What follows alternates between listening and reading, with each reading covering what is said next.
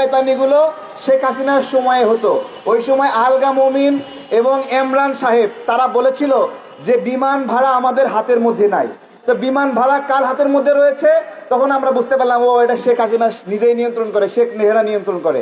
আমার কথা হলো শেখ হাসিনা এবং শেখ রেহানাকে আমরা বিদায় করেছি।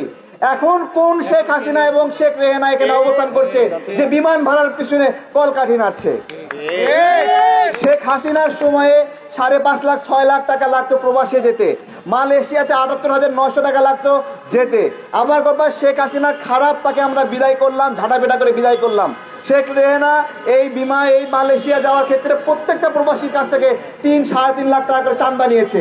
আমরা বুঝলাম তারা খারাপ, কিন্তু এখন কোন অদৃশ্য মানে অদৃশ্য দরবেশ আছে, সে এখন খাচ্ছে।